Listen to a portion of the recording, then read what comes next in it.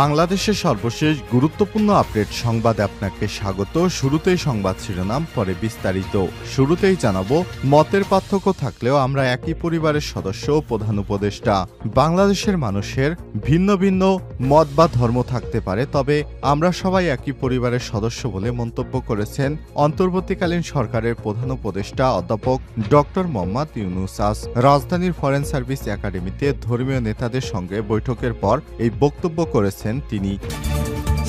এরপর জানাবো, চট্টগ্রামে হিন্দু নারীদের গণধর্ষণের গুজব নিউজ, রিউমার স্ক্যানার। সম্প্রতি চট্টগ্রামে হিন্দু ধর্মীয় নেতা চিন্ময় দাসের গ্রেপ্তার ও আইনজীবী সাইফুল ইসলাম হত্যাকাণ্ডের ঘটনাকে কেন্দ্র করে অস্থিতিশীল পরিস্থিতি সৃষ্টি হয়। এরই পরিপ্রেক্ষিতে সামাজিক যোগাযোগ মাধ্যম এক্সে একটি ভিডিও প্রচার করে দাবি করা হচ্ছে ভিডিওটি চট্টগ্রামে হিন্দু নারীদের গণধর্ষণের ঘটনা, তবে বিষয়টি মিথ্যা বলে জানিয়েছে ফ্যাক্ট চেক বা তথ্য যাচাই সংস্থা রিউমার স্ক্যানার।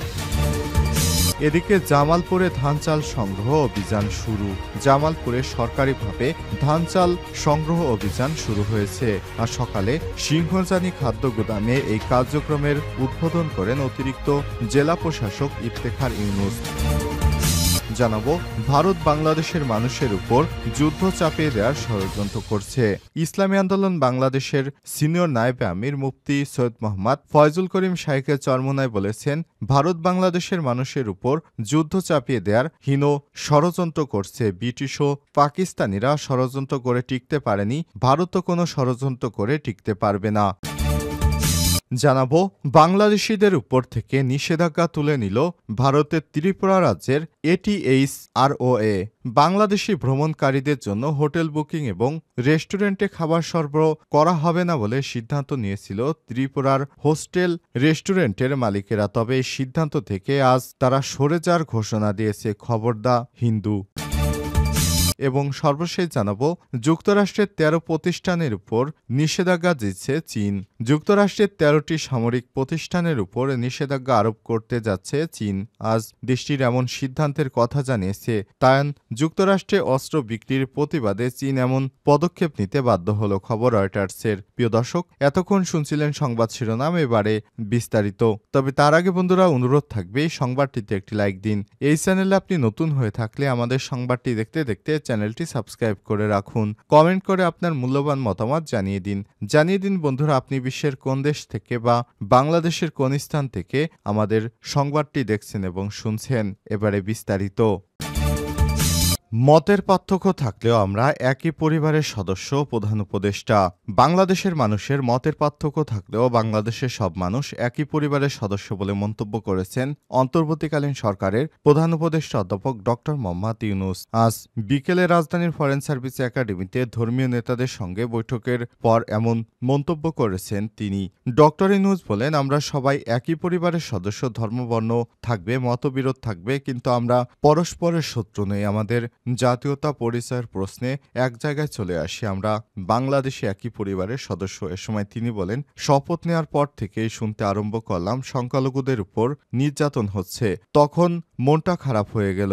এরপরই ঢাকেশ্বরী মন্দিরে গেলাম, সেখানেও বললাম আমরা একই পরিবারের সদস্য। প্রধান উপদেষ্টা বলেন, সব দাবি দেওয়া বাদ দিলেও একটা দাবি পরিষ্কার, আমাদের সবার সমান অধিকার রয়েছে, বলার অধিকার, ধর্মের অধিকার, কাজকর্মের অধিকার। সেটা এসেছে সংবিধান থেকে, যেটা নাগরিক হিসেবে প্রাপ্য, রাষ্ট্রের দায়িত্ব সেটা নিশ্চিত করা। তিনি আরো বলেন, শুনলাম এখনো সংখ্যালঘুদের উপর হামলা হচ্ছে, তাই আমি সবাইকে নিয়ে বসলাম, এটা থেকে কিভাবে উদ্ধার হওয়া যায়। ডক্টর মোহাম্মদ ইউনূস বলেন, আমরা যে তথ্য পাচ্ছি তা ভুল হতে পারে, তথ্যের উপর বসে থাকার কিছু নেই, এটার অর্থ অন্তের মতো বসে থাকা। ভেতরে গিয়ে দেখতে হবে, খোঁজ নিতে হবে, তথ্যের গরমিল কেন, তাতে ওরা যা বলেছে তা মিথ্যা প্রচার না, আমরা যা বলেছি তা মিথ্যা প্রচার, সত্যটা কোথায়। সরকার প্রধান বলেন, প্রথম কথাটা হলো এগুলো না হওয়ার পরিবেশ সৃষ্টি করা, আর হয়ে গেলে তাৎক্ষণিক প্রতিকারের ব্যবস্থা করা। আমি যা বলেছি তা দেশের বেশিরভাগ মানুষ মনে করে। আমরা এক পরিবারের মানুষ হিসেবে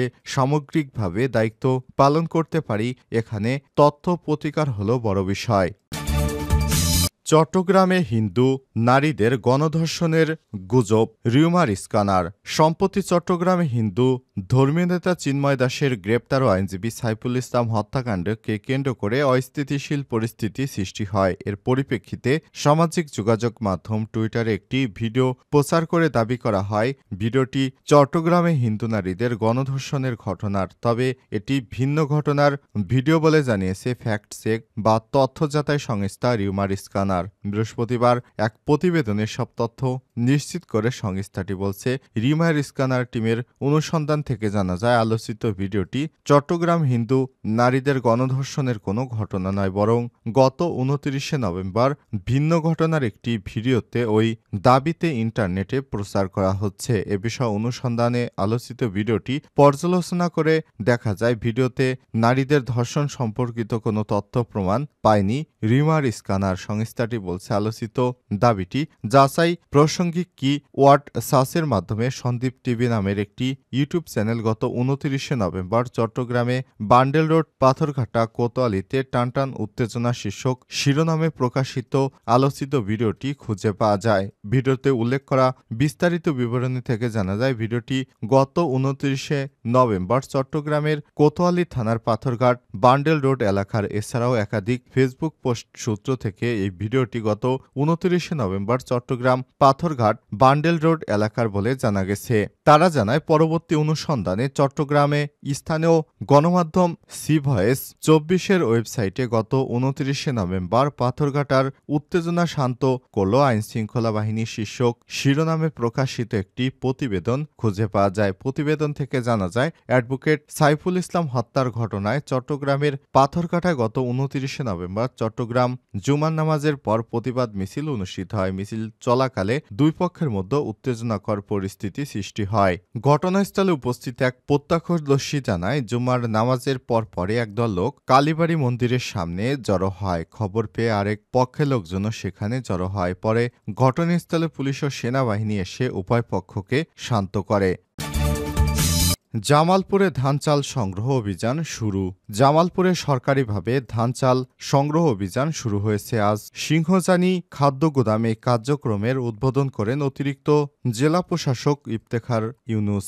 জেলা খাদ্য নিয়ন্ত্রক আসাদুজ্জামান খান বলেন, চলতি মৌসুমে জেলায় সরকারিভাবে ৭,৫৮১ মেট্রিক টন চাল, ১৫,৬২৯ মেট্রিক টন সেদ্ধ চাল, ৮৭২ মেট্রিক টন আতপ চাল সংগ্রহের লক্ষ্যমাত্রা নির্ধারণ করা হয়েছে। তিনি আরও জানান, চুক্তিতে ১৫১ জন চালকল মালিক সরকার নির্ধারিত ৪৭ টাকা কেজি মূল্যে সেদ্ধ চাল, ৪৬ টাকা কেজি মূল্যে আতপ চাল এবং কৃষকেরা ৩৩ টাকা কেজি মূল্যে ধান সরবরাহ করবেন।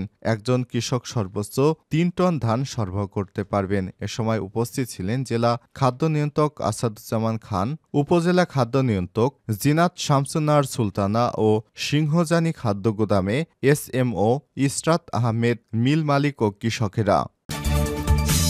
ভারত বাংলাদেশের মানুষের উপর যুদ্ধ চাপিয়ে দেওয়ার ষড়যন্ত্র করছে।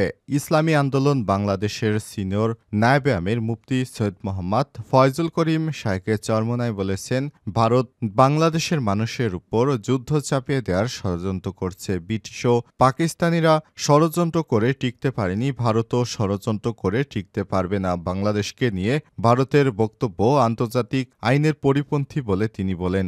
বাংলাদেশের মানুষ ব্রিটিশকে ভয় পায়নি, পশ্চিম পাকিস্তানের কামান ট্যাঙ্ক ভয় পায়নি, আর বাংলাদেশের মানুষ ভারতকে ভয় পাওয়ার প্রশ্নই আসে না। আজ জাতীয় প্রেস ক্লাবে মিলনায়তনে অনুষ্ঠিত গার্মেন্টস শ্রমিক আন্দোলনের কেন্দ্রীয় সম্মেলনে প্রধান অতিথির বক্তব্যে তিনি এসব কথা বলেন।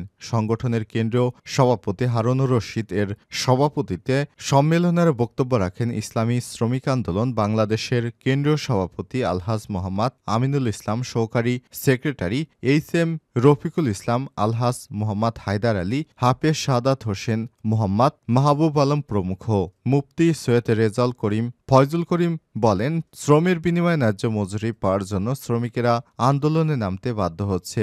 বৈদেশিক মুদ্রা অর্জনে গার্মেন্টস শ্রমিকদের ভূমিকা অত্যন্ত গুরুত্বপূর্ণ। দেশের গার্মেন্টস সেক্টরে অর্থনীতির ভারসাম্য রক্ষা করে যাচ্ছে। তিনি বলেন, দেশের গার্মেন্টস সেক্টরকে ধ্বংস করতে দেশি বিদেশি ষড়যন্ত্র অব্যাহত রয়েছে। এক শ্রেণীর অসাধু লোকেরা ঠুনকো অজুহাতে বিভিন্ন আন্দোলন করে দেশের অর্থনীতিকে পঙ্গু করার চেষ্টা করছে। শাইখে চরমোনাই আরও বলেন, সিন্ডিকেটের মাধ্যমে দেশকে ধ্বংস করার চক্রান্তের অংশ হিসেবে শ্রমিকদের ন্যায্য অধিকার থেকে বঞ্চিত করা হচ্ছে, তাদের মজুরি ঠিকভাবে দেয়া হচ্ছে না। তিনি বলেন, গার্মেন্টস সেক্টর পরিচালনায় বর্তমান আইন শ্রমিকদের জন্য কল্যাণকর নয়, যার কারণে শ্রমিকদের অবৈধভাবে অপসারণ করা হয়। কোনো গার্মেন্টস শ্রমিকেরা জানেই না কখন তাদের বিদায় নিতে হবে। এ কারণে অনেক শ্রমিক অসন্তুষ্টির সঙ্গে কাজে মনোনিবেশ করে না, ফলে কাঙ্ক্ষিত উৎপাদন ব্যাহত হচ্ছে।